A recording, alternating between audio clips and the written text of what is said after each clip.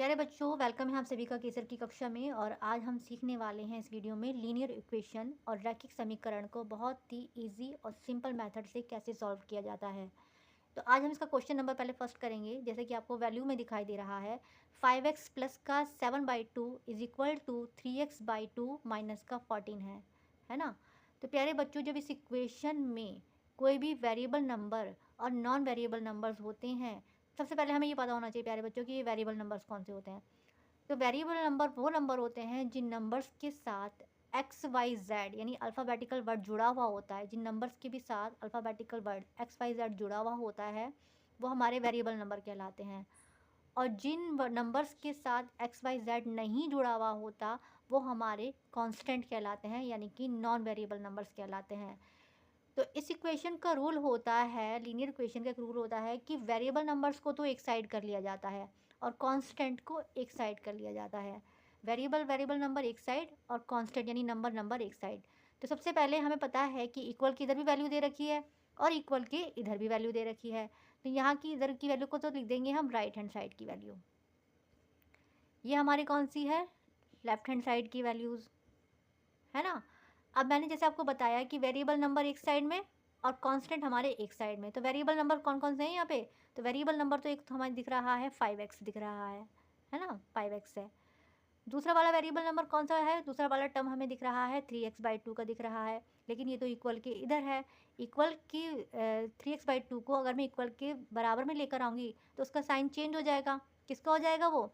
Minus का 3x/2 हो जाएगा, है ना। कोई भी संख्या या कोई भी नंबर जब इक्वल के बराबर के इधर जाती है, चाहे वो राइट हैंड साइड पे जाए या लेफ्ट हैंड साइड से राइट हैंड साइड पे जाए, तो उसकी जो साइन है वो चेंज हो जाते हैं। प्लस का था तो क्या हो गया? माइनस का 3x/2 हो गया। इक्वल का साइन है तो इक्वल का साइन लगा देंगे, है ना। अब हमारे वेरिएबल नंबर एक साइड हो गए। अब हमें क्या करना है? कांस्टेंट कांस्टेंट यानी नंबर नंबर एक साइड कर लेंगे। तो नंबर हमारे कौन से हैं यहाँ पे? 1 4 यानी कि 14 तो हमारे पास ऑलरेडी है ना। 7/2 इक्वल के बराबर के इधर जाएगा तो क्या हो जाएगा? माइनस का 7/2 हो जाएगा। माइनस का हो जाएगा ना। अब हमें ये पता है कि जब कोई भी जो इक्वेशन, जब इस ये वाली जो इक्वेशन है जब फ्रैक्शन की फॉर्म में आती है तो एलसीएम लेने के लिए नीचे के डिनोमिनेटर को देखना होता है। जब हमारा नीचे का डिनोमिनेटर सेम होता है तो एक कॉमन संख्या हम बाहर ले लेते हैं, क्योंकि दोनों का सेम है तो हम दोनों में से एक बाहर ले लेते हैं, उस एलसीएम को बाहर ले लेते हैं। लेकिन अगर हमारा डिनोमिनेटर डिफरेंट डिफरेंट होता है, जैसे मान लो यहाँ पे 2 है, यहाँ पे कोई और नंबर हो, तो फिर हम पहले उसका एलसीएम निकालेंगे, उसके बाद उस एलसीएम को यहाँ पे पुट अप करेंगे। अब इसमें तो इसमें भी 2 है और इसमें भी 2 है, तो इसमें कॉमन एलसीएम क्या ले लेंगे? हम 2 ले लेंगे। अब वो जो 2 एलसीएम जो हम लेंगे ना, तो उसको ऊपर वाले जितने भी टर्म है ना, कितने टर्म है हमारे? 1 1 2 3 और ये 4 टर्म है ना। इस नीचे वाले 2 को ऊपर वाले 4 टर्म से हम क्या कर देंगे? मल्टीप्लाई कर देंगे। तो हम यहाँ पे लिखेंगे 2 को कॉमन लिया है ना हमने तो हम लिखेंगे 2 इंटू में 5x। इस वाले से हो गया। माइनस का साइन है तो माइनस का साइन लगाएंगे। अब 2 को फिर अगेन मल्टीप्लाई करेंगे, 2 इंटू में 3x/2। इक्वल का साइन है तो इक्वल का साइन लगा देंगे। फिर 2 को मल्टीप्लाई करेंगे किससे? माइनस के 14 से। 2 इंटू में माइनस का 14, ठीक है जी। फिर माइनस का साइन है तो माइनस का लगा देंगे। फिर 2 को मल्टीप्लाई किससे करेंगे? 2 इंटू में 7/2। 4 टर्म हो गए ना। एक टर्म ये हो गया, एक टर्म ये हो गया और एक टर्म ये हो गया और एक टर्म हमारा ये हो गया, ठीक है जी। अब हमने प्यारे बच्चों क्या करना होता है? सिंपली हम इसको मल्टीप्लाई कर लेंगे। तो 2 5 ज़ा कितना होता है? हमें पता है 2 5 ज़ा तो होता है हमारे पास 10।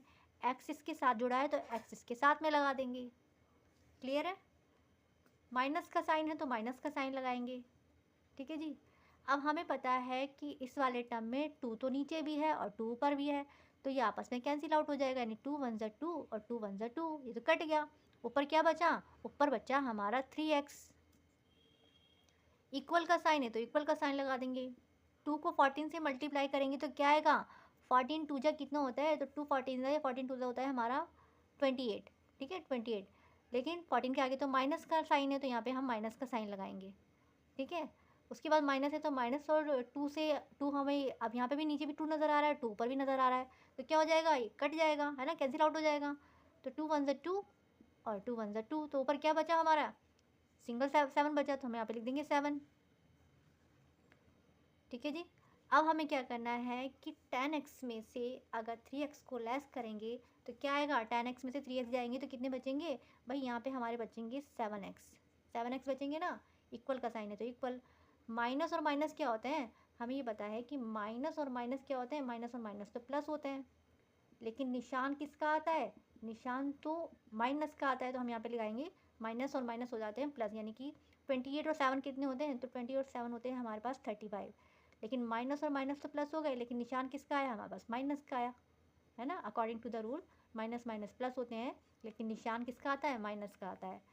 अब प्यारे बच्चों, हमें ये पता है कि x की वैल्यू हमें निकालनी है, माइनस का 35 ये है ही, 7 जो है जो इसकी गुणा में है, ये इधर बरा इक्वल की इधर उठ के आएगा तो किस में हो जाएगा, बटे में आ जाएगा ना, इसके अपान में आ जाएगा, तो ये कट जाएगा, किसकी टेबल से कट रहा है, हमें पता है कि 7 की टेबल में 7 भी आता है और 35 भी आता है, तो कितनी बार में आता है, तो हमें पता है तो 5 टाइम्स में जा रहा है, 7 1 जा 7 और 7 5 जा 35। तो हमारा x की वैल्यू क्या आ गई प्यारे बच्चों, माइनस का 5, माइनस इसके साथ में तो माइनस इसके साथ में लगेगा, तो प्यारे बच्चों यही हमारा राइट आंसर है। तो प्यारे बच्चों, वीडियो अगर अच्छी लगी तो वीडियो को लाइक करना, और अगर चैनल पे नए आए हो तो चैनल को सब्सक्राइब करके बेल आइकन को प्रेस करना। तो मिलते हैं फिर से अपनी एक नई ट्रिक के साथ, तब तक के लिए बाय बाय।